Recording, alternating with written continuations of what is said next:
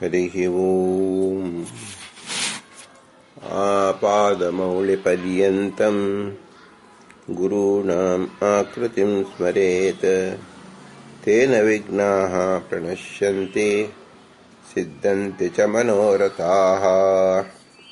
ಶ್ರೀ ಗುರುಭ್ಯೋ ನಮಃ.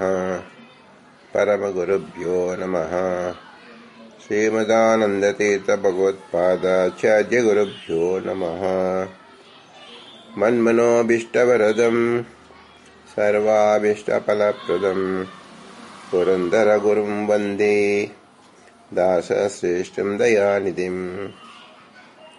ವಿದ್ಯಾವಿನಯ ಸಂಪನ್ನಾನ್ ಶಾಂತಾದಿಗುಣಬ್ರಹ್ಮಿತಾನ್ ಸಶಾಸ್ತ್ರ ಪ್ರವಚನಾಸಕ್ತಾನ್ ಎಲಮೇಲಾರ್ಯನ್ ಗುರೂನ್ ಭಜೆ.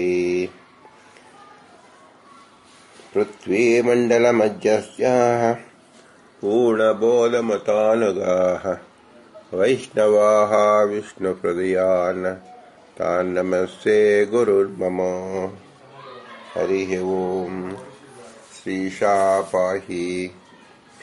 ಅನಂತಕೋಟಿ ಬ್ರಹ್ಮಾಂಡ ನಾಯಕ ರಮಾ ಬ್ರಹ್ಮ ರುದ್ರ ಇಂದ್ರಾದಿವಂದ್ಯ ಭಕ್ತವತ್ಸಲ ಭವರೋಗ ವೈದ್ಯ ಶರಣಾಗತ ವಜ್ರ ಪಂಜರ ಆಪದ್ಬಾಂಧವಾನಾಥ ಬಂಧೋ ನಿಮಿತ್ತ ಬಂಧೋ ಪತಿತ ಪಾವನ ಮಹಾರೋಗ ನಿವಾರಣ ಮಹಾದುರಿತ ನಿವಾರಣ ಮಹಾಭಯ ನಿವಾರಣ ಮಹಾಬಂಧ ವಿಮೋಚನ ಭಯಕೃತ್ ಭಯವಿನಾಶನ ಕೃಪಾವಾರಿಧಿ ದೇವದೇವೋತ್ತಮ ದೇವಶಿಖಾಮಣಿ ಕಪಟ ನಾಟಕ ಸೂತ್ರಧಾರ ನಿಚ್ಚರಳು ನಿತ್ಯ ಸತ್ಯ ಸಂಕಲ್ಪ ಮುಕ್ತ ಮುಕ್ತ ನಿಯಾಮಕ ಮೋಕ್ಷಧರ ಸುವೈಕುಂಠಪತಿ ವೈಕುಂಠ ವಿಹಾರಿ ತ್ರಿಧಾಮ ತ್ರಿಗುಣವರ್ಜಿತ ಜಗಜ್ಜನ್ಮಾದಿ ಕಾರಣ ಜಗತ್ಪತೆ ಜಗದತ್ಯಂತ ಭಿನ್ನ ಜಗದೀಶ ಜಗದುದ್ಧಾರ ಜಗತ್ಸ್ವಾಮಿ ಜಗದ್ವಿಲಕ್ಷಣ ಜಗನ್ನಾಥ ವಿಶ್ವಕುಟುಂಬಿ ವಿಶ್ವಕುಟುಂಬಿ ವಿಶ್ವಕುಟುಂಬಿ ವಿಶ್ವಕುಟುಂಬಿ ಎಂಬುದು 35ನೇ ಗದ್ಯವನ್ನು ನಾವು ಕಿಂಚಿತ್ ಚಿಂತಿಸುತ್ತಾ ಇದ್ದೆವು. ವಿಶ್ವ ಎಂಬತಕ್ಕಂಥದ್ದು ವ್ಯಾಪ್ತಿಯನ್ನು ತಿಳಿಸ್ಕೊಡೋದ್ರಿಂದ ಮತ್ತು ಕುಟುಂಬಿ ಅನ್ನೋದ್ರಿಂದ ಕುಟುಂಬದಲ್ಲಿ ಇರತಕ್ಕಂಥವರಿಗೆ ಕುಟುಂಬಿ ಅಂತ ಹೇಳಬೇಕು. ಈಗ ನಾವು ನಿಮ್ಮ ಕುಟುಂಬದಲ್ಲಿ ಇಲ್ಲದೇ ಇದ್ದಾಗ ನಿಮ್ಮ ಕುಟುಂಬಕ್ಕೆ ಹೇಗೆ ಸೇರಿಸ್ಕೊಳ್ತೀರಾ? ನಮ್ಮ ಕುಟುಂಬದ ಅಲ್ಲ ಅಂತ ನೀವು ನಿಷೇಧವನ್ನೇ ಮಾಡ್ತೀರ. ಆದರೆ ಭಗವಂತ ಹಾಗಲ್ಲ, ಎಲ್ಲ ಕುಟುಂಬಕ್ಕೂ ಸೇರಿದವ. ಆದ್ದರಿಂದ ಅವನ ಹೆಸರು ವಿಶ್ವಕುಟುಂಬಿ. ಇದರಿಂದನೂ ತಿಳ್ಕೊಳ್ಳಿ, ಯಾವೊಬ್ಬ ವ್ಯಕ್ತಿ ಯಾವುದೇ ಒಂದು ಕುಟುಂಬಕ್ಕೆ ಸಂಬಂಧಪಟ್ಟಿರ್ತಾನೆ ಹೊರತು 10 ಕುಟುಂಬಕ್ಕೆ ಸಂಬಂಧಪಡೋಕೆ ಸಾಧ್ಯವೇನು? ಅಸಾಧ್ಯ. ಹೌದು, 4 ಕುಟುಂಬಕ್ಕೆ ಸಂಬಂಧಪಟ್ಟವನು ಅಂತ ತಿಳಿಯೋಣ, ತಾತ ಮುತ್ತಾತ ಈ ರೀತಿಯಲ್ಲಿ. ಆದರೆ ಪಕ್ಕದ ಮನೆ, ಪಕ್ಕದ ಹಳ್ಳಿ, ಪಕ್ಕದ ಊರು, ಪಕ್ಕದ ದೇಶದಲ್ಲಿರ್ತಕ್ಕಂಥ ಕುಟುಂಬಕ್ಕೆ ಸಂಬಂಧಪಟ್ಟಿದ್ದೇನು? ಅಲ್ಲವೇ ಅಲ್ಲ. ಪಶುವರ್ಗ, ಮನುಷ್ಯ ವರ್ಗ, ಸಸ್ಯ ವರ್ಗ, ಜಲಚರ ವರ್ಗ, ಖೇಚರ ವರ್ಗ, ಭೂಚರ ವರ್ಗಕ್ಕೆ ಸಂಬಂಧಪಟ್ಟವನೇನು? ಅಲ್ಲವೇ ಅಲ್ಲ. ಆದ್ದರಿಂದ ವಿಶ್ವಕುಟುಂಬಿ ಅಂದರೆ ಯಾರನ್ನು ತಿಳಿಬೇಕು? ಕೇವಲ ಭಗವಂತನ ತಿಳಿಬೇಕು. ಇದು ಒಂದು ಅನುಮಾನ ಹಾಗೂ ಪ್ರತ್ಯಕ್ಷದಿಂದಲೂ ತಿಳ್ಕೋಬಹುದು. ಇದನ್ನು ತಿಳಿಬೇಕಾದಾಗ ಕುಟುಂಬದ ಸದಸ್ಯರು ಯಾರು ಅಂತ ಈಗ ಚಿಂತನೆ ಮಾಡಬೇಕು. ಕುಟುಂಬದ ಸದಸ್ಯರುಗಳಲ್ಲಿ ಮುಖ್ಯವಾಗಿ ಭಗವಂತ ಅಂದರೆ ಶಾಸ್ತ್ರೀಯ ರೀತಿಯವನು ದೇವತಾ ಪುರುಷ. ಆದ್ದರಿಂದ ಸಕಲ ದೇವತೆಗಳು ಕುಟುಂಬದ ಸದಸ್ಯರು. ಯಾರು ಮುಖ್ಯ ಕುಟುಂಬ? ಲಕ್ಷ್ಮಿಯೇ ಮಹಾ ದೊಡ್ಡ ಕುಟುಂಬ. ಪತ್ನಿ, ವಿಷ್ಣು ಪತ್ನಿ ಆಗಿರ್ತಕ್ಕಂಥವಳು. ನಂತರ ಬ್ರಹ್ಮದೇವರು ಮಗನಾಗಿ ದೊಡ್ಡ ಕುಟುಂಬ. ನಂತರದಲ್ಲಿ ಮೊಮ್ಮಗನಾಗಿ ಶಿವ, ಅವನು ದೊಡ್ಡ ಕುಟುಂಬ. ಗಣಪತಿ ಮರಿಮಗನಾಗಿ ದೊಡ್ಡ ಕುಟುಂಬ. ಇದರಂತೆ ಹೋದರೆ ನವಗ್ರಹಗಳು, ಕೋಣಾಧಿಪತಿಗಳು, ಅಷ್ಟದಿಕ್ಪಾಲಕರು, ಗಂಧರ್ವರು, ಅಪ್ಸರಿಯರು ಎಲ್ಲರೂ ಭಗವಂತನ ಕುಟುಂಬವೇ. ಆದ್ದರಿಂದ ದೇವತೆಗಳು ಎಷ್ಟು ಜನ ಇದ್ದಾರೆ? 33 ಕೋಟಿ ದೇವತೆಗಳಿದ್ದಾರೆ. ಅಂದರೆ 33 ಕೋಟಿ ದೇವತೆಗಳಲ್ಲೂ ಭಗವಂತ ಕುಟುಂಬಿಯೇ. ಹಾಗಾದರೆ ಈಗ ನಮ್ಮ ಚಿಂತನೆ ಬಹಳ ದೊಡ್ಡದಾಗಬೇಕು. ಯಾಕಂದರೆ ಒಬ್ಬ ಕುಟುಂಬದಲ್ಲಿರ್ತಕ್ಕಂಥವನ್ನ ನಾವು ಗುರುತಿಸುವಾಗ ಅವನ ವಿಶೇಷವಾದ ಯೋಗ್ಯತೆ ಹೇಳಬೇಕು. ಈಗ ನಾವು ಲಕ್ಷ್ಮಿಯಿಂದ ಹೇಗೆ ವಿಶೇಷ, ಬ್ರಹ್ಮನಿಂದ ಹೇಗೆ ವಿಶಿಷ್ಟ, ಶಿವನಿಂದ ಹೇಗೆ ವಿಶಿಷ್ಟ, ಗಣಪತಿಯಿಂದ ಹೇಗೆ ವಿಶಿಷ್ಟ, ನವಗ್ರಹಗಳಿಂದ ಹೇಗೆ ವಿಶಿಷ್ಟ, ಅಷ್ಟದಿಕ್ಪಾಲಕರಿಂದ ಹೇಗೆ ವಿಶಿಷ್ಟ, ಮತ್ತು ಅಪ್ಸರೆಯರಿಂದ ಹೇಗೆ ವಿಶಿಷ್ಟ, ಗಂಧರ್ವರಿಂದ ಹೇಗೆ ವಿಶಿಷ್ಟ, ಹೀಗೆ ಅನಂತಾನಂತ ಪ್ರಭೇದಗಳಿಂದ ನಾವು ಭಗವಂತನೇ ವಿಶಿಷ್ಟ ಅಂತ ತಿಳಿದಾಗ ಮಾತ್ರ ಅವನು ವಿಶ್ವಕುಟುಂಬಿ ಆಗ್ತಾನೆ. ಆದ್ದರಿಂದ ಇಲ್ಲಿ ಶಾಸ್ತ್ರದ ಸಹಾಯವನ್ನು ನಾವು ಅತ್ಯವಶ್ಯಕವಾಗಿ ತೆಗೆದುಕೊಳ್ಳಲೇಬೇಕು. ಇದು ಒಂದು ಪಂಗಡ. ಅಂದರೆ ವಿಶ್ವಕುಟುಂಬಿಯಲ್ಲಿ ದೇವತಾ ಕುಟುಂಬಿಯಂತೆ ಚಿಂತನೆ ನಡೆಸುವುದು ಒಂದು ಭಾಗ. ಇನ್ನು ಎರಡನೇ ಭಾಗ, ನಾವು ದೇವತೆಗಳನ್ನು ಕಂಡಿಲ್ಲ. ದೇವತೆಗಳಿರೋದಕ್ಕೆ ಏನಂತ ಹೆಸರು? ಆದಿ ದೈವಿಕ ಅಂತ ಹೆಸರು. ನಮಗೆ ಗೊತ್ತಿರುವುದೆಲ್ಲ ಭೌತಿಕ ಪದಾರ್ಥಗಳು. ಆದ್ದರಿಂದ ನಾವು ಆದಿ ಭೌತಿಕದಲ್ಲೇ ಚಿಂತನೆ ಮಾಡಬೇಕು. ಆಗಲಿ ಈಗ ನಿಮ್ಮ ವಿಶ್ವಕುಟುಂಬಿಯಾದವ ಆದಿ ಭೌತಿಕದಲ್ಲಿದ್ದಾನೆಯೇ ಅಂತ ಪ್ರಶ್ನೆ ಮಾಡಿದಾಗ, ಅಲ್ಲಿ ವಿಶ್ವಕುಟುಂಬಿಯಾಗಿರುವುದರಿಂದ ಅಲ್ಲಿಯೂ ಇದ್ದಾನೆ ಅಂತ ತೋರಿಸಬೇಕು, ಹೇಳಬೇಕು, ಸ್ಥಾಪಿಸಬೇಕು, ಪ್ರಮಾಣವನ್ನು ತೋರಿಸಬೇಕು. ಅದು ಹೇಗೆ ಸಾಧ್ಯವಾಗತ್ತೆ? ಅದನ್ನು ಚಿಂತಿಸೋಣ. ಆದಿ ಭೌತಿಕ ಅಂದರೆ ಏನು? ಇಡೀ ವಿಶ್ವ ಎಂಬುದು ಏನು? ಹಿಂದೆ ನಾವು ತಿಳಿದವು, ಜಗತ್ತಿನಲ್ಲಿ ಜೀವರು ಮತ್ತು ಜಡರಿದ್ದಾರೆ. ಜೀವ ಮತ್ತು ಜಡರು ತೆಗೆದು ಬಿಟ್ಟರೆ ಏನು ಉಳಿಯುತ್ತೆ? ಜಗತ್ತು ಅನ್ನೋದು ಉಳಿಯುತ್ತೆ. ಆ ಜಗತ್ತು ಅನ್ನೋದು ಯಾವುದು? ಯಾವ ಜಡದಿಂದ ಆಗಿದೆಯೋ ಚೇತನದಿಂದ ಆಗಿದೆಯೋ? ನೀವು ಯಾವುದೇ ಹೇಳಿದ್ರಲ್ಲೂ ಜಡವೇ ಆಗಿರಬೇಕಲ್ಲ. ಆದ್ದರಿಂದ ಜಗತ್ತು ಎಂಬುದು ಚೇತನ ಭಿನ್ನವಾಗಿಯೂ ಜಡದ ಭಿನ್ನವಾಗಿಯೂ ಹೇಗೆ ತಿಳಿದುಕೊಳ್ಳೋದು? ಮತ್ತು ಅದು ಅಲ್ಲಿ ಆದಿ ಭೌತಿಕ ಅಂತ ಇದ್ದರೆ ಅದರ ಕುಟುಂಬವನ್ನು ನಿರ್ವಹಣೆ ಮಾಡತಕ್ಕಂಥ ಭಗವಂತ ವಿಶ್ವಕುಟುಂಬಿ ಹೇಗೆ ಆಗುತ್ತಾನೆ? ಇದು ಬಹಳ ಕಷ್ಟಕರವಾದ ಪ್ರಶ್ನೆ. ಇದನ್ನು ನಾವು ತಿಳಿಯಬೇಕು. ಇದಕ್ಕೆ ಉತ್ತರ ತಿಳಿಯೋದಾದ್ರೆ ಸಾಧಾರಣವಾಗಿ ನೋಡಿ, ನಾವು ವಿಶ್ವ ಅಂತ ತಿಳಿಯತಕ್ಕಂಥದ್ದು ಏನು? ಮೊಟ್ಟ ಮೊದಲಿಗೆ ಸ್ಪೇಸ್, ಆಕಾಶ. ಮೊದಲು ಏನಿತ್ತು? ಇಡೀ ಭೂಮಿಯಲ್ಲಿ ಆಕಾಶವಿತ್ತು. ಆಕಾಶ ಅಂದ್ರೆ ಏನು? ಅವಕಾಶ. ಯಾವುದು? ಅವಕಾಶ ಪ್ರದತ್ವಾತ್ ಆಕಾಶ. ತಾನಿದ್ದು ಇನ್ನೊಬ್ಬರಿಗೂ ಇನ್ನು ಅನಂತ ಜೀವರಿಗೂ ಇರುವಿಕೆಗೆ ಯಾವುದು ಸಹಾಯವಾಗುವುದೋ ಅದಕ್ಕೆ ಅವಕಾಶ, ಆಕಾಶ ಅಂತ ಹೆಸರು. ನೋಡಿ, ನಾವು ಆದಿಭೌತಿಕವಾದ ಆಕಾಶವನ್ನು ಚೆನ್ನಾಗಿ ತಿಳಿದುಕೊಂಡು ಬಿಟ್ರೆ ಭಗವಂತನನ್ನೇ ತಿಳಿದುಕೊಂಡಾಗೆ ಆಗತ್ತೆ. ಏಕೆಂದರೆ ಭಗವಂತ ಎಲ್ಲ ಕಡೆ ಇದ್ದಾನೆ, ಅವನು ಇದ್ದಾನೆ, ದೇವತೆಗಳಿಗೂ ಇರಕ್ಕೆ ಆಶ್ರಯ ಕೊಟ್ಟಿದ್ದಾನೆ, ನಮಗೂ ಇರಕ್ಕೂ ಆಶ್ರಯ ಕೊಟ್ಟಿದ್ದಾನೆ. ಇದು ಆಕಾಶದ ಒಂದು ಗುಣ ತಾನೆ. ನಾವು ಭೌತಿಕವಾಗಿ ಆಕಾಶದಲ್ಲಿ ನೋಡ್ತಾ ಇದ್ದೀವಿ. ಆಕಾಶದಲ್ಲಿ ಆಕಾಶ ನಾಮಕನಾಗಿರ್ತಕ್ಕಂಥ ಭಗವಂತನಲ್ಲಿ ಇದನ್ನು ನಾವು ಹೊಂದಿಸಿದರೆ, ತಿಳಿದುಕೊಂಡರೆ, ಆಗ ನಾವು ಭಗವಂತನನ್ನು ತಿಳ್ಕೊಂಡಾಗತ್ತೆ. ಆಗ ಅವನು ಏನಾಗ್ತಾನೆ? ವಿಶ್ವ ಕುಟುಂಬಿ ಆಗ್ತಾನೆ. ಇದನ್ನು ಹೇಗೆ ಚಿಂತನೆ ಮಾಡೋದು? ಆಕಾಶ ತಲ್ಲಿಂಗಾತ್ ಓಂ ಎಂಬತಕ್ಕಂಥದ್ದು ಬ್ರಹ್ಮಸೂತ್ರದಲ್ಲಿ ಒಂದು ಸೂತ್ರವನ್ನು ಹೇಳಿ ವೇದವ್ಯಾಸದೇವರು ಆಕಾಶದ ಲಿಂಗ ಅಂದರೆ ಆಕಾಶದ ಗುಣ ಏನಿದೆಯಪ್ಪ, ಆ ಗುಣ ಅವನದಲ್ಲ, ಅದನ್ನು ಕೊಟ್ಟಿರ್ತಕ್ಕಂಥವನು ಭಗವಂತ. ಅಸ್ವತಂತ್ರತೆಯ ಆಕಾಶದಲ್ಲಿದೆ, ಸ್ವತಂತ್ರತೆಯ ಭಗವಂತನಲ್ಲೇ ಇರೋದು. ಆದ್ದರಿಂದ ಬಾಡಿಗೆದಾರರು ಏನೋ ಪದಾರ್ಥ ತಗೊಂಡ್ರೆ ಅದು ನಂದು ಅಂತ ಹೇಳಕ್ಕಾಗತ್ತೇನು? ಹಾಗೆ ನಾವೆಲ್ಲ ಬಾಡಿಗೆದಾರರು. ಯಾರಿಂದ ಬಾಡಿಗೆ ತಗೊಂಡಿದ್ದೀವಿ? ಭಗವಂತನಿಂದ. ಆದ್ದರಿಂದ ಎಲ್ಲ ಪದಾರ್ಥವು ಯಾರದಾಯಿತು? ಭಗವಂತನಾಯಿತು. ಅವನ ಹೆಸರು ಏನು? ವಿಶ್ವಕುಟುಂಬಿ. ಅದರಿಂದ ಆಕಾಶ ಎಂಬುದು ಒಂದು ವಿಶ್ವದ ಒಂದು ಅತಿ ಮುಖ್ಯವಾದ ಭಾಗ. ಆ ಭಾಗದಲ್ಲಿ ಜಗತ್ತು, ವಿಶ್ವ ಎಂಬತಕ್ಕಂಥ ವ್ಯವಹಾರ ಮಾಡುತ್ತೇವೆ. ಅದರ ಗುಣ ಏನು, ತಾನಿದ್ದು ಇನ್ನೊಂದು ಪದಾರ್ಥವನ್ನು, ಇನ್ನೂ ಅನೇಕ ಪದಾರ್ಥವನ್ನು ತನ್ನಲ್ಲಿ ಇರಿಸಿಕೊಳ್ಳುವ ಬಗೆ, ಆ ಬಗೆ ಭಗವಂತನ ಲಕ್ಷಣ. ಅದು ಕಿಂಚಿತ್ ನಾವು ಆಕಾಶದಲ್ಲಿ ನೋಡಬಹುದು.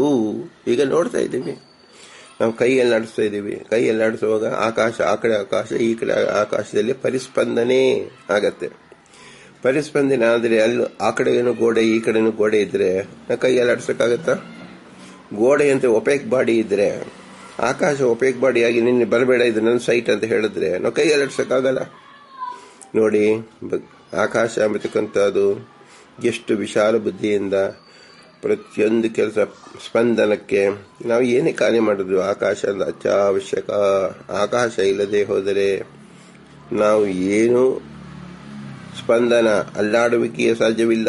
ಶಬ್ದ ಚಲಿಸಲು ಆಕಾಶ ಬೇಕು, ದೃಷ್ಟಿ ನೋಡಲು ಆಕಾಶ ಬೇಕು, ಆಹಾರ ಸಂಪಾದಿಸಲು ಆಕಾಶ ಬೇಕು, ಹೊಟ್ಟೆ ತುಂಬಿಸಿಕೊಳ್ಳಲು ಆಕಾಶ ಬೇಕು, ನಿಂದಲು ಆಕಾಶ ಬೇಕು, ಮಲಗಲು ಆಕಾಶ ಬೇಕು. ಇನ್ಯಾವುದಕ್ಕೆ ಆಕಾಶ ಬೇಡ ಹೇಳಿ? ಇದು ಆದಿ ಭೌತಿಕವಾದದ್ದು. ಹಾಗಾದರೆ ಈ ಆಕಾಶ ಎಂಬತಕ್ಕಂಥದ್ದು ಯಾರು ಅಂದರೆ ಅವನೇ ವಿಶ್ವಕುಟುಂಬಿ. ನಾವು ಆಕಾಶ ಅಂತ ಹೇಳ್ತೀವಲ್ಲ, ಹೌದು, ಇದ್ದರ್ಥಕವಾದುದು. ಇದರಂತೆ ಇನ್ನು ಮುಂದೆ ಬಂದರೆ ಈ ಆಕಾಶ ಯಾವುದರಿಂದ ಬಂತು ಅನ್ನೋದನ್ನು ಚಿಂತನೆ ಮಾಡೋದು ಇನ್ನು ಬಹಳ ಬೃಹತ್ ಆಗ್ಬಿಡುತ್ತೆ. ಅದು ಪ್ರಕೃತಿಯಿಂದ ಬಂತು ಅನ್ನೋದು ಮುಂದೆ ಅನೇಕ ಗದ್ಯಗಳಲ್ಲಿ ಪುರಂದಾಸರು ಅದನ್ನು ಪರಿಚಯಿಸುತ್ತಾರೆ. ಆಗ ವಿಶೇಷವಾಗಿ ಚಿಂತಿಸೋಣ. ಆಕಾಶದ ನಂತರ ಆಕಾಶ ಹುಟ್ಟಿದ ಎಷ್ಟೋ ಸಾವಿರಾರು ವರ್ಷಗಳಾದ ಮೇಲೆ ಆಕಾಶದಲ್ಲಿ ಗಾಳಿ ಹುಟ್ಟಿತು. ಆಕಾಶ ದಶೆಯಿಂದ ಗಾಳಿ, ಯಾವ ಗಾಳಿ? ಪ್ರವಾಹ. ಈಗ ಪ್ರವಾಹದಲ್ಲಿ ಏನು ಬೀಸ್ತಾ ಇದೆಯಲ್ಲ, ಇದು ಗಾಳಿ ಹುಟ್ಟುತ್ತೆ. ಏನು ಹುಟ್ಟಿತು ಅನ್ನೋ ಅರ್ಥ ಏನು? ಅದರ ಸಹಾಯದಿಂದ ಗಾಳಿ ಹೊರಗೆ ಬಂತು, ಅಷ್ಟೇ ಅರ್ಥ.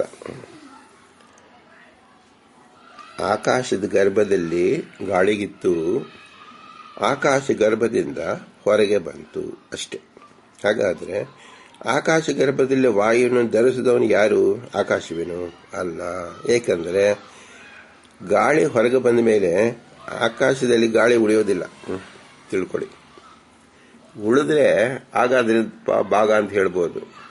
ಒಳಗಡೆ ಇಟ್ಕೊಂಡಿತ್ತೇ ಹೊರತು ಆಕಾಶ ಭಾಗ ಅಲ್ಲ. ಆಕಾಶದ ದಶೆಯಿಂದ ಗಾಳಿ ಹುಟ್ಟಿತು. ಇದನ್ನು ನಾವು ಚೆನ್ನಾಗಿ ತಿಳಿಬೇಕು. ಇನ್ನು ಗಾಳಿ ಬಂದಾಗ ಏನು ನಮಗೆ ಅವಕಾಶ, ಏನು ತಿಳ್ಕೋಬಹುದು? ಯಾಕಂದರೆ ನಾವು ಆಕಾಶ ಪಂಚಭೂತಗಳು ಹುಟ್ಟಿಗೆ ಎಷ್ಟೋ ಕೋಟ್ಯಾಂತರ ವರ್ಷಗಳಾದ ಮೇಲೆ ಜೀವರು ಈ ಇಳೆಗೆ ಜಗತ್ತಿಗೆ ಬರ್ತಾರೆ.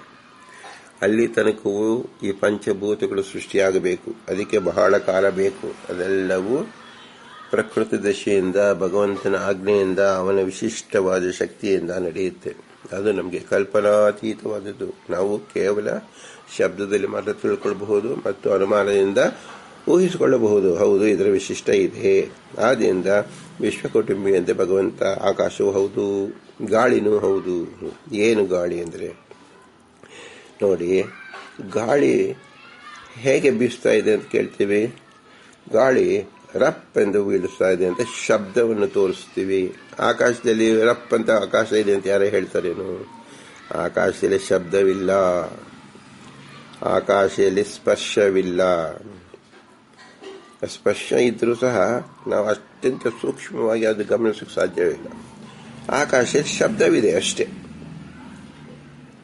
ಗಾಳಿಯಲ್ಲಿ ಶಬ್ದವೂ ಇದೆ ಮತ್ತು ಸ್ಪರ್ಶವೂ ಇದೆ.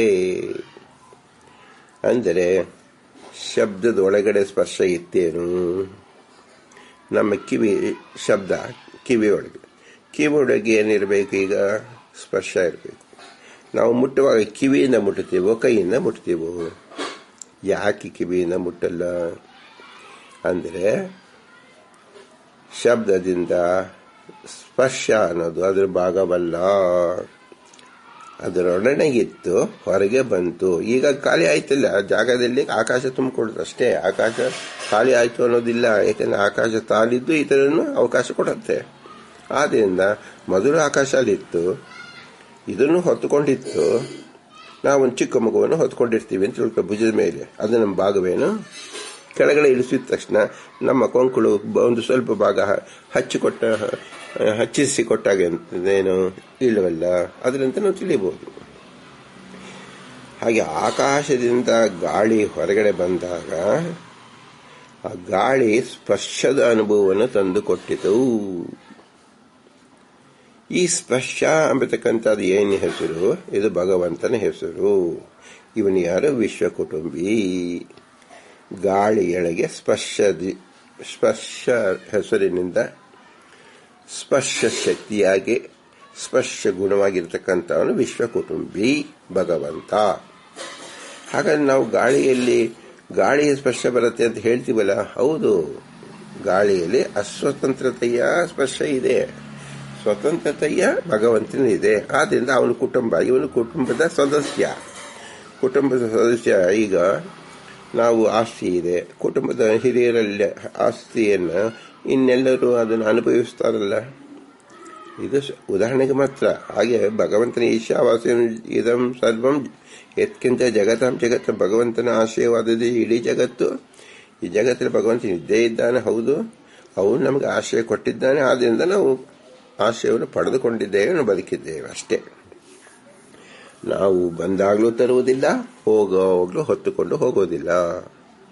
ನಾವು ಬರಕ್ಕಿಂತ ಮುಂಚೆ ತಂದವ ಭಗವಂತ, ನಾವು ಹೋದ ಮೇಲೂ ಇಟ್ಟುಕೊಂಡಿರುವ ಭಗವಂತ. ಆದ್ರಿಂದ ಅವನು ವಿಶ್ವಕುಟುಂಬಿ. ಆದ್ರಿಂದ ಈಗ ಗಾಳಿ ಹುಟ್ಟಿತು, ಗಾಳಿಯಲ್ಲಿ ಸ್ಪರ್ಶ ಹುಟ್ಟಿತು ಅಂತ ಏನು ಹೇಳ್ತೀವಿ, ಅದು ಭಗವಂತದ್ದು ವ್ಯಕ್ತವಾಯಿತು ಅಂತ ಹೆಸರು. ಅದರಂತೆ ಪಂಚಭೂತಗಳಲ್ಲಿರ್ತಕ್ಕಂಥ ಸ್ವರೂಪಭೂತ ಗುಣಗಳು ಅದು ಸಹ ವ್ಯಕ್ತವಾಯಿತು ಅಂತಲೇ ಹೇಳಬೇಕೆ ಹೊರತು ಹುಟ್ಟಿತು, ಹೊಟ್ಟೆ ಹೊಸದಾಗಿ ಹುಟ್ಟಿದ್ದು ಯಾವುದೂ ಅಲ್ಲ. ಸೂಕ್ಷ್ಮ ರೂಪವಾಗಿದ್ದು ಸ್ಥೂಲ ರೂಪವಾಗಿ ಪ್ರಕಟವಾಯಿತು ಅಂತ ಅರ್ಥ ಆಯಿತು. ಆದಿ ಭೌತಿಕದಲ್ಲಿ ಆಕಾಶವಾಯಿತು, ಗಾಳಿ ಆಯಿತು. ಗಾಳಿ ರಭಸವಾಗಿ ಬೀಸುತ್ತಾ ಇದ್ದಾಗ ಏನಾಗತ್ತೆ, ಅಲ್ಲಲ್ಲೇ ಶಾಖ ಉತ್ಪತ್ತಿಯಾಗತ್ತೆ.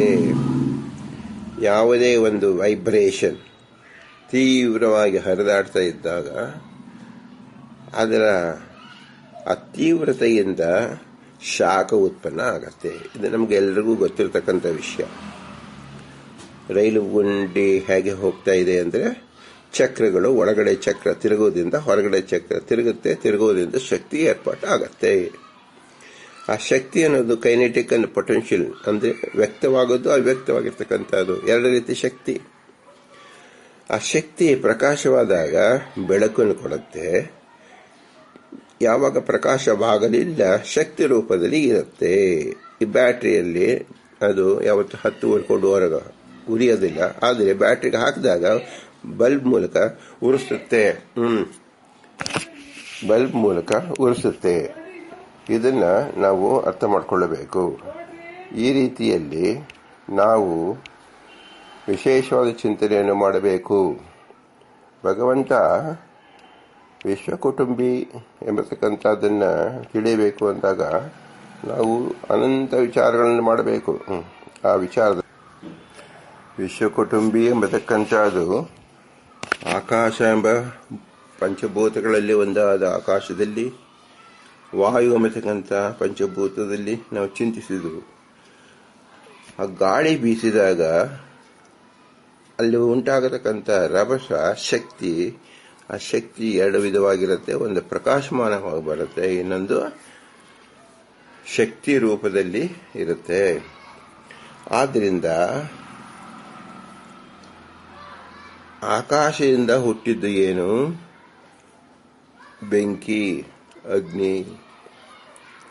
ಬೆಂಕಿಯಲ್ಲಿ ಬಂದಾಗ ನಮಗೆ ಪ್ರಕಾಶ ರೂಪ ಬಂತು ಅಂದರೆ ಅದರಲ್ಲಿ ಒಂದು ರೂಪವಿರಬೇಕು. ನಾವೊಂದು ಯಾವುದೇ ಒಂದು ಬೆಳಕನ್ನು ನೋಡ್ತೀವಿ, ಸೂರ್ಯನ ಬೆಳಕನ್ನು ನೋಡ್ತೀವಿ, ಅದರಲ್ಲಿ ಬಣ್ಣ ಬಿಳಿ ಬಣ್ಣ, ಒಟ್ಟು 7 ಬಣ್ಣಗಳಿರುತ್ತೆ. ನಮ್ಮ ಕಣ್ಣಿಗೆ ಕಾಣಿಸ್ತಕ್ಕಂಥದ್ದು ಬಿಳಿ ಬಣ್ಣ ಕಾಣಿಸ್ತಂದ್ರೆ ಬೇರೆ ಪದಾರ್ಥ ಜ್ಞಾನ ಆಗತ್ತೆ. ಇಲ್ಲದೆ ಹೋದರೆ ಆಗುವುದೇ ಇಲ್ಲ. ಆದ್ದರಿಂದ ಅಗ್ನಿ ಹುಟ್ಟಿದ ಅಂದರೆ ಅಗ್ನಿ ಕಾಣಿಸಿಕೊಂಡ ಯಾವ ರೂಪದಲ್ಲಿ? ಪ್ರಕಾಶ ರೂಪದಲ್ಲಿ, ಬೆಳಕಿನ ರೂಪದಲ್ಲಿ. ಆ ಬೆಳಕು ಎಂಬತಕ್ಕಂಥದ್ದು ಕಾಣಿಸಿಕೊಂಡಿದ್ದು ಯಾರು? ವಿಶ್ವಕುಟುಂಬಿ. ತನ್ನ ಕುಟುಂಬ, ಈಗ ಒಂದು ಮರಿಮಗ ಹುಟ್ಟಿದಾಗ ತಾತನ ಮರಿಮಗ ಅಂತ ಹೇಳ್ತೀವಿ, ತಾತನೇ ಮರಿಮಗನಾಗಿ ಹುಟ್ಟಿದ ಅಂತ ಹೇಳ್ತೀವಿ. ಇಲ್ಲಿ ನಾವು ಹೇಳುವಾಗ ತಾತ ಸತ್ತು ಹೋಗಿರ್ತಾನೆ, ಮರಿಮಗ ಬನಾಗಿ ಬಂದ ಅಂತ ಹೇಳ್ತೀವಿ. ಆದರೆ ಭಗವಂತನಿಗೆ ಎಲ್ಲೂ ಅಳಿವಿಲ್ಲ.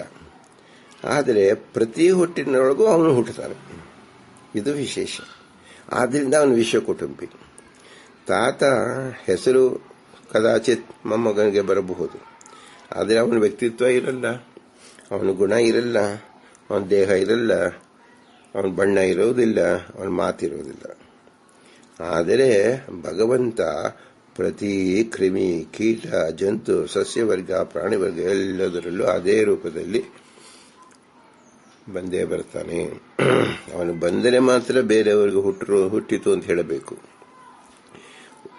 ಆದ್ದರಿಂದ ಜೀವನದಲ್ಲಿ ಜಡ ಸಂಯೋಗವಾಗುವುದು ಹುಟ್ಟಿತು ಅಂತ ಹೇಳಬೇಕು, ಭಗವಂತ ವ್ಯಕ್ತನಾದ ಅಂತ ತಿಳಿಬೇಕು. ಆದರೆ ಇದುವರೆಗೂ ಸಹ ಯಾವ ಜೀವರು ಗಾಳಿ ಬೀಸಿದಾಗ ಬೆಂಕಿ ಹುಟ್ಟಿತು, ಬೆಂಕಿಯನ್ನು ಹಚ್ಚಿಸಿದೆ ಅಂತ ಹೇಳ್ತಾರೆ ಹೊರತು ಅಗ್ನಿ ರೂಪದಲ್ಲಿ ಭಗವಂತ ಬಂದ, ಅಗ್ನಿ ರೂಪದಲ್ಲಿ ಭಗವಂತ ಕಾಣಿಸಿಕೊಂಡ ಎಂಬತಕ್ಕಂಥ ವ್ಯವಹಾರವೇ ನಾವು ಮಾಡುತ್ತಿಲ್ಲ. ಏಕೆಂದರೆ ನಾವು ವ್ಯವಹಾರದಲ್ಲಿ ದೇವರನ್ನು ಬಹಳ ದೂರ ಸಾಗಿಸಿಬಿಟ್ಟಿದ್ದೇವೆ. ಇದರಿಂದ ನಮಗೆ ಅಜ್ಞಾನದಿಂದ ಕೇವಲ ಭೌತಿಕ ವಸ್ತುಗಳನ್ನು ನಾವು ಪರಿಚಯಿಸಿಕೊಳ್ಳುತ್ತೇವೆ, ವಿಶ್ವಕುಟುಂಬಿಯನ್ನು ಮರೆತು ಬಿಡುತ್ತೇವೆ. ಇದು ನಮ್ಮ ಅಜ್ಞಾನ. ನಂತರದಲ್ಲಿ ಯಾವಾಗ ಬೆಂಕಿ ಹೆಚ್ಚು ಆಗ್ತಾ ಹೋಗುತ್ತೋ ಆಗ ಗಾಳಿ ಎಂಬತಕ್ಕಂಥದ್ದು, ಬೆಂಕಿ, ಆಕಾಶ, ಇದರ ಮೂರು ಸಂಯೋಗದಿಂದ ಬಹಳ ಕಾಲವಿದ್ದಾಗ ಆ ಬೆಂಕಿ, ಯಾವುದೇ ಬೆಂಕಿ ಎಷ್ಟು ದಿನವೂ ಉರಿದರೆ ತನ್ನನ್ನು ತಾನು ಹತ್ತಿಕೊಂಡು ತಾನು ಆರಲೇಬೇಕು. ಇದು ಬೆಂಕಿಯ ಗುಣ. ಯಾವಾಗ ಬೆಂಕಿ ಆರಿ ಹೋಯ್ತೋ ಆಗ ಅದೇನಾಗತ್ತೆ, ಮಂಜುಗಡ್ಡೆ ಆಗ್ಬಿಡತ್ತೆ. ಮಂಜುಗಡ್ಡೆ ಆಗತ್ತೆ ಅಂದ್ರೆ ಏನರ್ಥ? ನೀರಿನ ಭಾಗ ಬಂತು. ನೋಡಿ, ಬಹಳ ಆಶ್ಚರ್ಯ. ಇದುವರೆಗೂ ಸಹ ಯಾವ ಜೀವರು ಗಾಳಿ ಬೀಸಿದಾಗ ಬೆಂಕಿ ಹುಟ್ಟಿತು, ಬೆಂಕಿಯನ್ನು ಹಚ್ಚಿಸಿದೆ ಅಂತ ಹೇಳ್ತಾರೆ ಹೊರತು ಅಗ್ನಿ ರೂಪದಲ್ಲಿ ಭಗವಂತ ಬಂದ, ಅಗ್ನಿ ರೂಪದಲ್ಲಿ ಭಗವಂತ ಕಾಣಿಸಿಕೊಂಡ ಎಂಬತಕ್ಕಂಥ ವ್ಯವಹಾರವೇ ನಾವು ಮಾಡುತ್ತಿಲ್ಲ. ಏಕೆಂದರೆ ನಾವು ವ್ಯವಹಾರದಲ್ಲಿ ದೇವರನ್ನು ಬಹಳ ದೂರ ಸಾಗಿಸಿಬಿಟ್ಟಿದ್ದೇವೆ. ಇದರಿಂದ ನಮಗೆ ಅಜ್ಞಾನದಿಂದ ಕೇವಲ ಭೌತಿಕ ವಸ್ತುಗಳನ್ನು ನಾವು ಪರಿಚಯಿಸಿಕೊಳ್ಳುತ್ತೇವೆ, ವಿಶ್ವಕುಟುಂಬಿಯನ್ನು ಮರೆತು ಬಿಡುತ್ತೇವೆ. ಇದು ನಮ್ಮ ಅಜ್ಞಾನ. ನಂತರದಲ್ಲಿ ಯಾವಾಗ ಬೆಂಕಿ ಹೆಚ್ಚು ಆಗ್ತಾ ಹೋಗುತ್ತೋ ಆಗ ಗಾಳಿ ಎಂಬತಕ್ಕಂಥದ್ದು, ಬೆಂಕಿ, ಆಕಾಶ, ಇದರ ಮೂರು ಸಂಯೋಗದಿಂದ ಬಹಳ ಕಾಲವಿದ್ದಾಗ ಆ ಬೆಂಕಿ, ಯಾವುದೇ ಬೆಂಕಿ ಎಷ್ಟು ದಿನವೂ ಉರಿದರೆ ತನ್ನನ್ನು ತಾನು ಹತ್ತಿಕೊಂಡು ತಾನು ಆರಲೇಬೇಕು. ಇದು ಬೆಂಕಿಯ ಗುಣ. ಯಾವಾಗ ಬೆಂಕಿ ಆರಿ ಹೋಯ್ತೋ ಆಗ ಅದೇನಾಗತ್ತೆ, ಮಂಜುಗಡ್ಡೆ ಆಗ್ಬಿಡತ್ತೆ. ಮಂಜುಗಡ್ಡೆ ಆಗತ್ತೆ ಅಂದ್ರೆ ಏನರ್ಥ? ನೀರಿನ ಭಾಗ ಬಂತು. ನೋಡಿ, ಬಹಳ ಆಶ್ಚರ್ಯ. ಬೆಂಕಿಯಲ್ಲಿ ನೀರಿದೆಯಾ? ಹೌದು. ಹಾಗಾದ್ರೆ ಬೆಂಕಿಯ ಭಾಗ ನೀರಾ? ಅಲ್ಲ. ಇದನ್ನು ತಿಳಿಬೇಕು. ಹೇಗೆ ಆಕಾಶ ಭಾಗ ಗಾಳಿ ಅಲ್ಲವೋ, ಗಾಳಿಯ ಭಾಗ ಬೆಂಕಿಯಲ್ಲವೋ, ಬೆಂಕಿಯ ಭಾಗ ನೀರು ಅಲ್ಲ. ಬೆಂಕಿಯ ದಶೆಯಿಂದ ನೀರು ಹುಟ್ಟಿತು. ಯಾರು ಹುಟ್ಟಿಸಿದ್ದು? ವಿಶ್ವಕುಟುಂಬಿಯಾದ ಭಗವಂತನೇ ಹೊರಬಂದ, ವ್ಯಕ್ತನಾದ.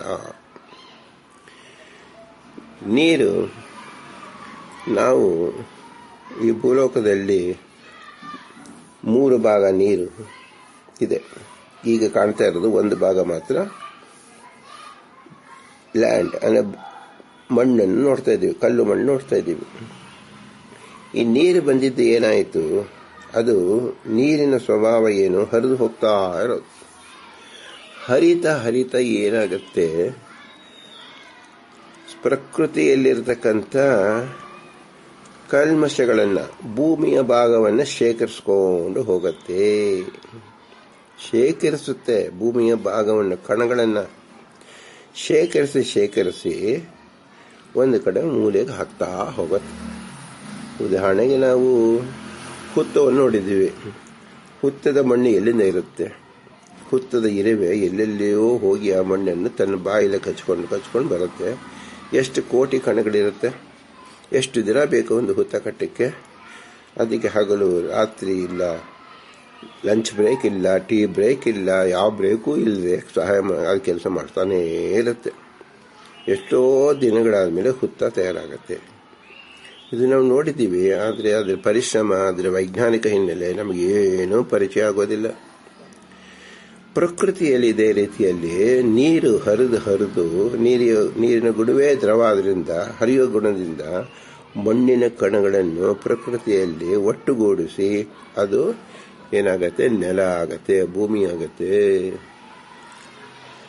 ಭೂಮಿ ಯಾವುದರ ಮೇಲೆ ನಿಂತಿದೆ? ಪರ್ವತದ ಮೇಲೆ ನಿಂತಿದೆ.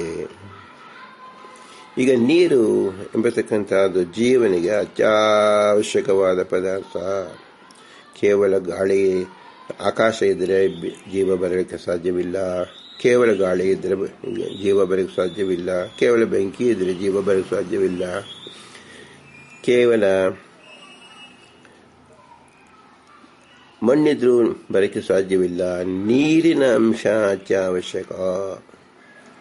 ಮಣ್ಣು ಮತ್ತು ನೀರು ಯಾವಾಗ ಜಗತ್ತಿನಲ್ಲಿ ಬಂತೋ, ಅಂದರೆ ಜಗತ್ತಿನಲ್ಲಿ ಉತ್ಪನ್ನವಾಯಿತೋ, ಆ ವಿಶ್ವಕುಟುಂಬಿಯಾಗಿ ಭಗವಂತ ಸ್ಥಾಪನೆ ಮಾಡಿದ್ನು, ಆಗ ಜೀವರುಗಳು ಇಲ್ಲಿ ವಾಸ ಮಾಡೋದಕ್ಕೆ ಯೋಗ್ಯವಾಯಿತು. ಈ ಮೊದಲೇ ಇದ್ದವ ಯಾರು? ವಿಶ್ವಕುಟುಂಬಿ ಭಗವಂತ. ಯಾವ ಹೆಸರಿನಿದ್ದ? ನೀರಿನ ಹೆಸರಿನಲ್ಲಿ, ಮಣ್ಣಿನ ಹೆಸರಿನಲ್ಲಿ, ಗಾಳಿಯ ಹೆಸರಿನಲ್ಲಿ, ಬೆಂಕಿಯ ಹೆಸರಿನಲ್ಲಿ, ಆಕಾಶದ ಹೆಸರಿನಲ್ಲಿ. ಈಗ ಜೀವ ಬಂದ ಕೂಡಲೇ ಅವನಿಗೆ ಶರೀರ ಬೇಕಾಗಿತ್ತು. ಆ ಶರೀರವನ್ನು ಈ 5 ಪಂಚಭೂತಗಳಿಂದ ಆಕಾಶ ಭಾಗವನ್ನು, ಗಾಳಿ ಭಾಗವನ್ನು, ಬೆಂಕಿ ಭಾಗವನ್ನು, ನೀರಿನ ಭಾಗವನ್ನು, ಮಣ್ಣಿನ ಭಾಗವನ್ನು ಸಂಯೋಜನೆ ಮಾಡುತ್ತಾ ಒಳಗಡೆ ಇರತಕ್ಕಂಥ ಒಂದೊಂದು 72,000 ನಾಡಿಗಳೇನಿದೆ, ಹೃದಯ ಗ್ರಂಥಿಗಳೇನಿದೆ, ಚರ್ಮ, ತ್ವಕ್, ಮೇಧಸ್ಸು, ಅಸ್ಥಿ, ಉಗುರು, ಕೂದಲು ಎಲ್ಲವನ್ನು ಈ 5 ಪಂಚಭೂತಗಳಿಂದ ಭಗವಂತ ಸೃಷ್ಟಿ ಮಾಡಿ ಹೊಸ ಹೊಸ ಹೆಸರನ್ನು ಇಟ್ಟ. ಅದೇ ಭಗವಂತನ ಹೆಸರುಗಳು. ಆದ್ದರಿಂದ ಅವನಿಗೇನಾದ ವಿಶ್ವಕುಟುಂಬಿ ಎನಿಸಿಕೊಂಡ. ನಾವಿಂದು ಉಗುರು, ಕೂದಲು ಅಂತ ಹೇಳಿ ಬಹಳ ನಿಕೃಷ್ಟವಾಗಿ ಕಾಣತಕ್ಕಂಥ ಪದಾರ್ಥಗಳನ್ನ ನಾವು ನೋಡ್ತೀವಿ.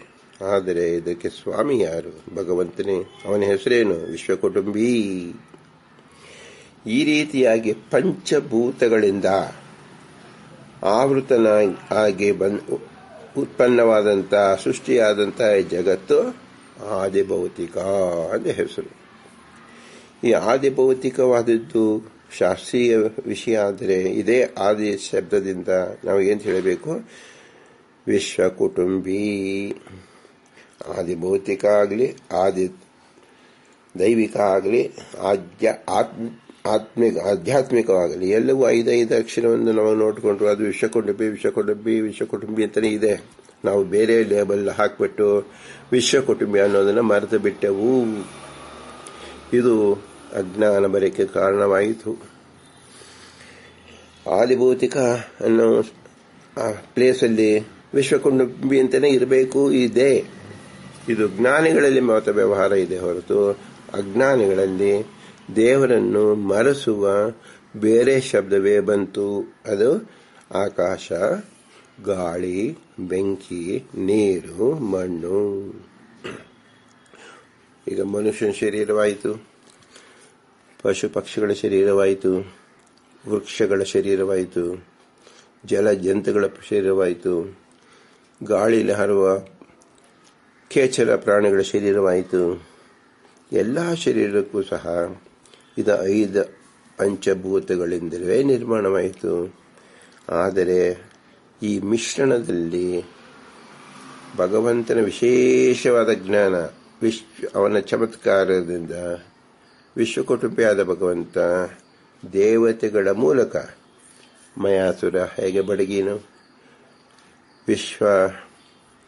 ವಿಶ್ವಕರ್ಮ ಹೇಗೆ ಪ್ರಪಂಚವನ್ನು ಸೃಷ್ಟಿಸುತ್ತಾನೋ ಹಾಗೆ ತನ್ನ ಅಧೀನದಲ್ಲಿರ್ತಕ್ಕಂಥ ಅನೇಕ ದೇವತೆಗಳನ್ನು ಸೃಷ್ಟಿ ಮಾಡೋದ್ರಲ್ಲಿ ಪ್ರವೀಣರಾದಂಥ ದೇವತೆಗಳನ್ನು ನೇಮಿಸಿ ಅವರಿಗೆ ತನ್ನ ಸೇವಾ ರೂಪವಾಗಿ ಮನುಷ್ಯ ಶರೀರವನ್ನು ಸೃಷ್ಟಿಸು, ಈ ಪ್ರಮಾಣದಲ್ಲಿ ಸೃಷ್ಟಿಸು, ಇಲ್ಲಿ ಈ ವರ್ಣವಿರಲಿ, ಇಲ್ಲಿ ಎಷ್ಟು ಹದವಿರಲಿ, ಇಲ್ಲಿ ಈ ಪದಾರ್ಥ ಹಾಕು, ಇಲ್ಲಿ ಇಷ್ಟು ಪದಾರ್ಥವನ್ನು ಹಾಕು ಅಂತ ಹೇಳಿ ವಿಶೇಷವಾದ ಜ್ಞಾನವನ್ನು ಆ ದೇವತೆಗಳಿಗೆ ಒದಗಿಸಿ ಅವರ ಮೂಲಕ ನಮ್ಮ ಶರೀರ ಉತ್ಪನ್ನವಾಗಿದೆ. ಈಗ ನಮ್ಮ ಶರೀರ ಅಂದರೆ ಏನು? ವಿಶ್ವಕುಟುಂಬಿಯ ಭಾಗ. ಯಾವ ಥರ ಭಾಗ? ಅನುಗ್ರಾಹಿಕ ಭಾಗ, ಅವನ ಅನುಗ್ರಹ ರೂಪವಾದ ಭಾಗ. ಹೇಗೆ ಆಕಾಶದಿಂದ ವಾಯು ಹೊರಗೆ ಬಂತೋ ಹಾಗೆ ಭಗವಂತನಿಂದ ನಾವು ಹೊರಗೆ ಬಂದು, ಅಂದರೆ ಭಗವಂತನ ಭಾಗ ನಾವಲ್ಲ, ನಮ್ಮ ಸ್ವರೂಪವೇ ಬೇರೆ. ಈಗ ಪಂಚಭೂತಗಳ ಸೃಷ್ಟಿಯಿಂದ ನಾವು ಚೆನ್ನಾಗಿ ತಿಳಿದಂತಾಯಿತು. ಅದನ್ನೇ ನಾವು ಭಗವಂತನಿಂದ ಅತ್ಯಂತ ಭಿನ್ನ. ನಾವು ಭಗವಂತನ ಶರೀರ ಅಪ್ರಾಕೃತ, ನಮ್ದು ಪ್ರಾಕೃತ. ನಮ್ಮ ಒಳಗಡೆ ಸ್ವರೂಪ ಇರತಕ್ಕಂಥ ಸ್ವರೂಪವು ಪ್ರಾಕೃತವಾದರೂ ಭಗವಂತನ ಪ್ರಾಕೃತ ಸ್ವತಂತ್ರ ಪ್ರಾಕೃತ, ನಮ್ದು ಅಸ್ವತಂತ್ರ ಪ್ರಾಕೃತ. ಭಗವಂತನ ಸರ್ವದೋಷ ವಿದೂರತ್ವ, ಸರ್ವಗುಣ ಪರಿಪೂರ್ಣತ್ವ, ಜೀವನದ್ದು ಅಲ್ಪತ್ವ. ಹೀಗೆ ಪ್ರತಿ ಜೀವನ ಸ್ವರೂಪ ಶರೀರದಿಂದಲೂ ಭಗವಂತ ಅತ್ಯಂತ ಭಿನ್ನನಾಗಿದ್ದಾನೆ, ಬೇರೆನೇ ಆಗಿದ್ದಾನೆ ಅನ್ನೋದು ತಿಳ್ಕೊಳ್ಳೋದಕ್ಕೋಸ್ಕರವಾಗಿ ಅವನ ಹೆಸರು ವಿಶ್ವಕುಟುಂಬಿ. ನಮ್ಮ ಹೆಸರು, ನಿಮ್ಮ ಹೆಸರು ವಿಶ್ವಕುಟುಂಬಿ ಆಗ ಸಾಧ್ಯವೇನು? ಎಂದಿಗೂ ಸಾಧ್ಯವಿಲ್ಲ. ಎಲ್ಲರೂ ಸ್ವಾರ್ಥಮಯ. ವಿಶ್ವಕುಟುಂಬಿಯಾದವನು ಭಗವಂತ ಮಾತ್ರ. ಆದ್ದರಿಂದ ಈ ಹಂತದಲ್ಲಿ ನಾವು ತಿಳಿಯಬೇಕಾದದ್ದು ಅದೇ ಭೌತಿಕ ಪದಾರ್ಥಗಳಿಂದ ವಿಶ್ವಕುಟುಂಬಿ ಹೇಗೆ. ಇನ್ನು ತದನಂತರದಲ್ಲಿ ತಿಳಿಯಬೇಕಾದ್ದು ಆಧ್ಯಾತ್ಮಿಕವಾದದ್ದು. ಆಧ್ಯಾತ್ಮಿಕ ಅಂದರೆ ಏನು? ಈಗ ನಾವು ಪ್ರಪಂಚವನ್ನು ನೋಡ್ತಾ ಇದ್ದೀವಿ. ಪ್ರಪಂಚವನ್ನು ನೋಡಿದರೆ ಪ್ರಪಂಚ ನಿಲ್ಲೋದಕ್ಕೆ ಒಂದು ಆಶ್ರಯವಾದದ್ದು ಯಾವುದು? ಬೆಟ್ಟಗಳು, ನದಿಗಳು, ಗುಡ್ಡಗಳು, ಪರ್ವತಗಳು. ಈ ಮಣ್ಣು ಹುಟ್ಟಿದಾಗ ಅದನ್ನು ಚಾಪೆಯಂತೆ ಹರಡಿ ಅದರ ಮೇಲೆ ಕಲ್ಲಿಟ್ಟಾಗ ಮತ್ತು ಕೆಳಗಡೆ ಕಲ್ಲಿಟ್ಟರೆ ಚಾಪೆ ಹರಿಯೋಕ್ಕೆ ಸಾಧ್ಯವಾಗುತ್ತೆ. ಹಾಗೆ ಕೆಳಗೆ ಆಶ್ರಯವಾದದ್ದು ಪರ್ವತ, ಮೇಲೆ ಆಶ್ರಯವಾದದ್ದು ಪರ್ವತ. ಮೇರು ಪರ್ವತದ ಅದನ್ನು ತಳಗೆಳಗಾಗಿದ್ದಾಗ ಮೇಲ್ಗಡೆ ಇರ್ತಕ್ಕಂಥ ಬ್ರಹ್ಮಲೋಕ, ಮಧ್ಯದಲ್ಲಿ ಇರ್ತಕ್ಕಂಥದ್ದು ಭೂಲೋಕ, ಕೆಳಗಡೆ ಇರುತ್ತದೆ ಪಾತಾಳ ಲೋಕ. ಅದು ಮುಂದೆ ಪುರಂದರದಾಸರು ನಮಗೆ ವಿವರಿಸ್ತಾರೆ. ತಾತ್ಪರ್ಯವೇನೆಂದರೆ ಪಂಚಭೂತಗಳು 14 ಲೋಕದ ನಿಲುವಿಗೆ ಕಾರಣವಾಯಿತು. ಆಧ್ಯಾತ್ಮ ದೃಷ್ಟಿಯಲ್ಲಿ ನಮಗೆ ಮನೆ ಕಟ್ಟಿಕೊಂಡವು. ಈ ಮನೆಯಲ್ಲಿ ಏನಿದೆ? ಮಣ್ಣಿನ ಭಾಗವಿದೆ, ನೀರಿನ ಭಾಗವಿದೆ, ಬೆಂಕಿಯ ಭಾಗವಿದೆ, ಗಾಳಿಯ ಭಾಗವಿದೆ, ಆಕಾಶದ ಭಾಗವಿದೆ. ನಮ್ಮ ಶರೀರದಲ್ಲೂ ಸಹ ಪಂಚಭೂತಗಳಿಂದಲೇ ಆಗಿದೆ. ನಿಮಗೆ ಗೊತ್ತು, ಕಣ್ಣು ನಾವು ನೋಡುವಾಗ ಆ ಸ್ಪೇಸ್ ಅಂದ್ರೇನು? ನಾವು ಹೊರಗಡೆ ಇರ್ತಕ್ಕಂಥದ್ದು ಆಕಾಶ ಅವಕಾಶ ಇಲ್ಲದೆ ಹೋದೆ ನಾವು ಒಂದು ಯಾವ ಪದಾರ್ಥವನ್ನು ನೋಡೋಕ್ಕೆ ಸಾಧ್ಯವಾಗ್ತಾ ಇರಲಿಲ್ಲ. ನಮ್ಮ ಒಳಗಡೆ ಇರತಕ್ಕಂಥ ಇಂದ್ರಿಯ ಒಂದನ್ನು ಇನ್ನೊಂದು ತಗಲದಂತೆ ಅದು ಕಾರ್ಯ ಮಾಡಬೇಕು ಅಂದರೆ ಆ ಮಧ್ಯದಲ್ಲಿ ಆಕಾಶ ಇರೋದ್ರಿಂದ ಆಕಾಶ ಆ ಪದಾರ್ಥವನ್ನು ಈ ಪದಾರ್ಥವನ್ನು ದೂರ ಸರಿಸಿಯೇ ಇದ್ದೆ. ನಮ್ಮಲ್ಲಿ 9 ಕೋಟಿ ರೋಮ ರಂಧ್ರಗಳಿದೆ. 9 ಕೋಟಿ ರಂಧ್ರವೂ ಸಹ ನಮಗೆ ಏಳಿಸಲಿಕ್ಕೆ ಸಾಧ್ಯವಿಲ್ಲ. ಆದರೆ ಆಕಾಶ ಎಂಬತಕ್ಕಂಥದ್ದು ಅಲ್ಲಿ ಒಂದು ಹಳ್ಳ, ಒಂದು ರೋಮಕೂಪ ಅಂತ ಹೆಸರು. ಆ ರೋಮಕೂಪದಲ್ಲಿ ಈ ಕೂದಲು ನಿಲ್ಲುವಂತೆ ಮಾಡಿದಾಗಿದೆ ಆಕಾಶದಿಂದ. ಮತ್ತು ಯಾವ ಗಾಳಿ ಯಾವಾಗ ಬರುತ್ತೋ ನಮ್ಮ ರೋಮಕೂಪಗಳಲ್ಲಾಡುತ್ತೆ. ಯಾವಾಗ ನಮಗೆ ಉಷ್ಣ ಹೆಚ್ಚಿಗೆ ಆಗುತ್ತೋ ಅದರಿಂದ ಬೆವರು ಬರುತ್ತೆ. ಆ ಬೆವರೇ ಜಲ ಆಯಿತು. ಆ ಜಲ ಹೆಚ್ಚಾದಾಗ ಕೊಳೆ ರೂಪದಲ್ಲಿ ದೇಹ ಶರೀರದ ಮೇಲೆ ನಿಂತ್ಕೊಂಬಂತೆ. ಅದೇ ಮಣ್ಣಿನ ರೂಪ. ನೋಡಿ, ಈಗ ಪ್ರತಿಯೊಬ್ಬರಿಗೂ ಗೊತ್ತು, ಮಲಮೂತ್ರ ವಿಸರ್ಜನೆ ಮಾಡ್ತೀರಾ, ಇದು ಏನು? ಜಲ ಪದಾರ್ಥ ಮತ್ತು ಮಣ್ಣಿನ ಭಾಗ. ಉಸಿರಾಡ್ತಾ ಇದ್ದೀವಿ, ಇದೇನು? ವಾಯುವಿನ ಭಾಗ. ನಮ್ಮಲ್ಲಿ ಸದಾ ಒಳಗಡೆ ಯಾವ ಶಕ್ತಿ ಏನಿದೆ, ಆ ಶಕ್ತಿ ಕೊಡ್ತಕ್ಕಂಥದ್ದು ಯಾವುದು? ಬೆಂಕಿ. ಅದು ಅಗ್ನಿಯ ಭಾಗ. ನಾವು ಎಲ್ಲವನ್ನು ಮಾತಾಡ್ತಾ ಇದ್ದೀವಿ ಅಂದರೆ ಮಧ್ಯದಲ್ಲಿ ಆಕಾಶ ಇರೋದ್ರಿಂದಲೇ ಸಾಧ್ಯವಾಗಿದೆ. ಇಲ್ಲದೆ ಹೋದರೆ ಒಂದು ಪದಾರ್ಥ ಇನ್ನೊಂದು ಅಂಟಿಕೊಳ್ಬೇಕಾಗಿತ್ತು ಆಕರ್ಷಣ ಶಕ್ತಿಯಿಂದ. ಅದು ತಡೆದು ನಿಲ್ಲಿಸಿರ್ತಕ್ಕಂಥದ್ದು ಯಾವುದು? ಆಕಾಶ. ಆದ್ದರಿಂದ ಆಕಾಶದ ಪ್ರಭುತ್ವ ನಮ್ಮ ದೇಹದಲ್ಲಿ ಬಹಳವಾಗಿ ಇದೆ. ಪಂಚಭೂತಗಳ ಸೃಷ್ಟಿಗೆ ಈ ಶರೀರ, ನಮ್ಮ ಶರೀರ ಒಂದೇ ಅಲ್ಲ, ಪಶುಗಳ ಶರೀರ, ಸಸ್ಯಗಳ ಶರೀರ, ಕೇಚರ ಶರೀರ, ಭೂಚರ ಶರೀರ, ಜಲಚರ ಶರೀರ, ಎಲ್ಲ ಶರೀರವು ಪಂಚಭೂತಗಳಿಂದೇ ಆಗಿದೆ. ಹಾಗಾದರೆ ಎಲ್ಲ ಶರೀರ ಹೀಗಿದ್ದರೆ ಕೆಲವು ಗಟ್ಟಿ ಭಾಗ ಇರ್ತಕ್ಕಂಥದ್ದು ಯಾವುದು? ಬೆಟ್ಟಗಳು, ಪರ್ವತಗಳು, ಸಪ್ತ ಬೆಟ್ಟಗಳು ಎಂಬತಕ್ಕಂಥದ್ದು ಭೂಮಿಯನ್ನೇ ಎತ್ತಿಕೊಂಡು ಹಿಡ್ಕೊಂಡಿದೆ. ಅದು ಯಾವುದರ ಭಾಗ? ಪೃಥ್ವಿ ಭಾಗ. ಪೃಥ್ವಿ ಅಂದ್ರೆ ಏನು? ಮಣ್ಣಿನ ಭಾಗ. ಅತಿ ಮಣ್ಣು ಕೋಟ್ಯಾನು ವರ್ಷ ನೀರಿನ ಮೇಲೆ, ಗಾಳಿ ಮೇಲೆ, ಆಕಾಶ ಸಂಪರ್ಕದಿಂದ ಗಟ್ಟಿಯಾಗತ್ತೆ. ಅದೇ ಬೆಟ್ಟವಾಗುವುದು.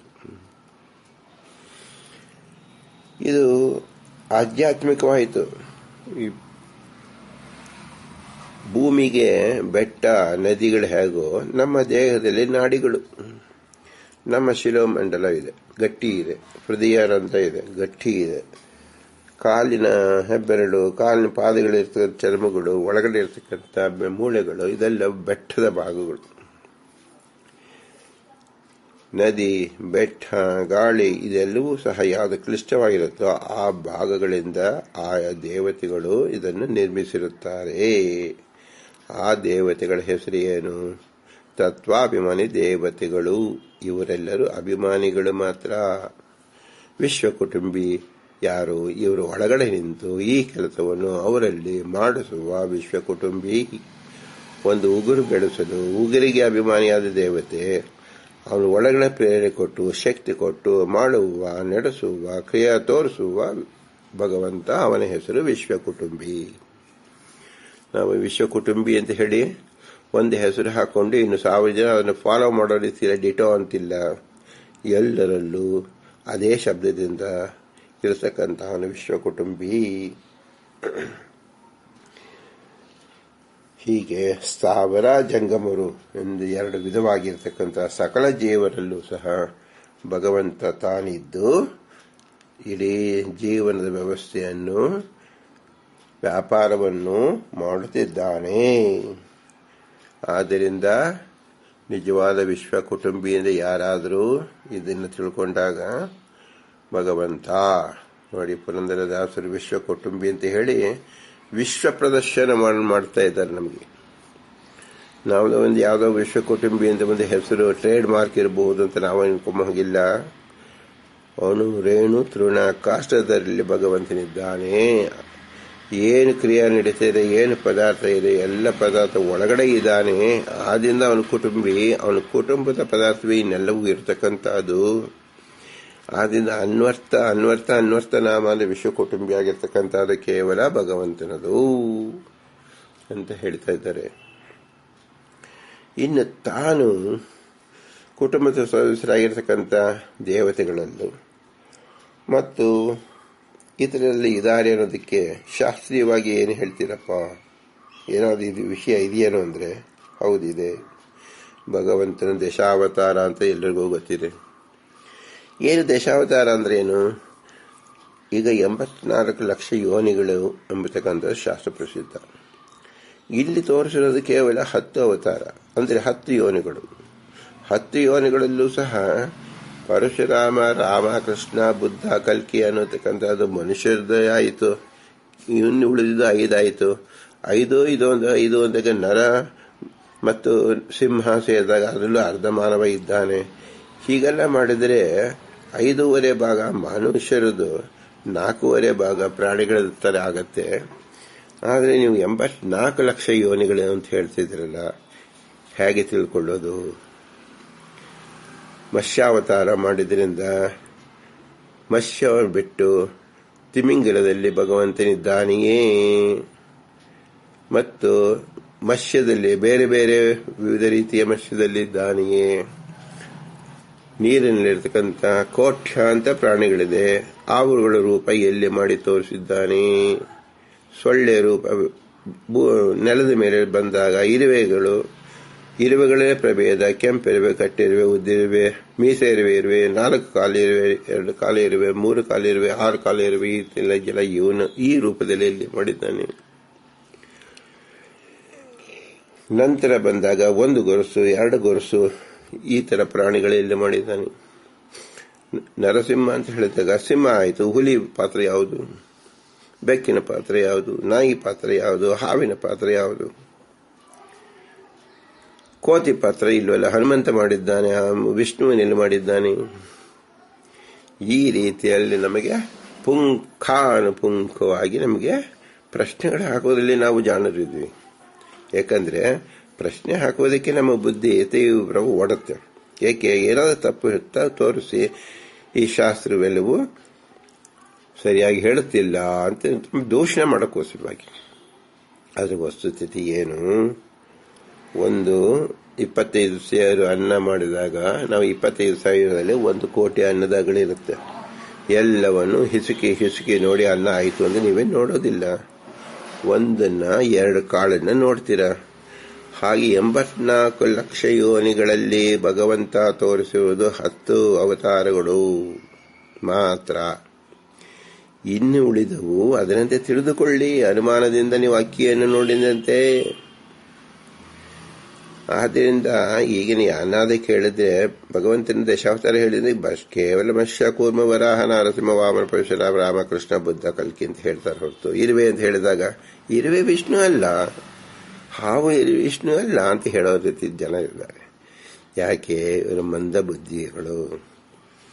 ಹೇಗೆ ಅನ್ನಕ್ಕೆ 1 ಅಗಳಿಂದ ನಾವು ಪರೀಕ್ಷಿಸಬಹುದು, ಹಾಗೆ ಎಲ್ಲಾ ಯೋನಿಗಳಲ್ಲಿ ಎಲ್ಲಾ ರೂಪದಲ್ಲಿ ಇರತಕ್ಕಂಥ ಅವನ ಭಗವಂತನೇ ವಿಶ್ವಕುಟುಂಬಿ. ಏಕೆಂದರೆ ಇರುವೆ ರೂಪ ಅವನಿಲ್ಲ, ಅವನು ವಿಶ್ವಕುಟುಂಬಿ ಹೇಗಾಗ್ತಾ ಇದ್ದ? ಹಾವಿನ ರೂಪ ಅವನಿಲ್ಲ, ಅವನು ವಿಶ್ವಕುಟುಂಬಿ ಹೇಗಾಗ್ತಾ ಇದ್ದ? ನೋಡಿ, ವೇದವ್ಯಾಸರು ತಮ್ಮ ಪುರಾಣದಲ್ಲಿ ಕೇವಲ 10 ಅವತಾರವನ್ನು ತೋರಿಸಿಕೊಟ್ರೆ, ಪುರಂದರದಾಸರು ವಿಶ್ವೋಪಾಸಕರಾಗಿ ವಿಶ್ವದರ್ಶನ ರೂಪವಾಗಿ ವಿಶ್ವಕುಟುಂಬಿ ನೆಪದಿಂದ 84 ಲಕ್ಷ ಯೋನಿಗಳ ಪರಿಚಯ ಮಾಡಿಕೊಡ್ತಾ ಇದ್ದಾರೆ. ಚಿಂತಿಸಿ. ವಿಶ್ವಕುಟುಂಬಿಯ ಎತ್ತರ, ಅಗಲ, ಉದ್ದ, ಅದರ ವಿಸ್ತಾರ ಏನು ಅಂತ ಹೇಳಬೇಕು. ಆದ್ದರಿಂದ ವಿಶಲ್ ವ್ಯಾಪ್ತೌ ಅಂತ ಹೇಳಿ ಶಬ್ದದ ವಿವರಣೆ ಇದೆ. ವ್ಯಾಪ್ತವಾಗಿದೆ ಅಂತಾಗ ಎಲ್ಲವನ್ನೂ ತಿಳಿಬೇಕು. 14 ಲೋಕವನ್ನು ತಿಳಿಬೇಕು. 14 ಲೋಕ ಭಗವಂತನ ಅಂಗಗಳೇ ಆಗಿದೆ. ಅದನ್ನು ಮುಂದಿನ ವಿಚಾರದಲ್ಲಿ ಪುರಂದರದಾಸರು ಸಪರೇಟ್ ಆಗಿ ಪ್ರತ್ಯೇಕವಾಗಿ ಹೇಳ್ತಾ ಇದ್ದಾರೆ. ಆದ್ದರಿಂದ ಅದನ್ನು ಈಗ ಹೇಳುವುದು ಬೇಡ.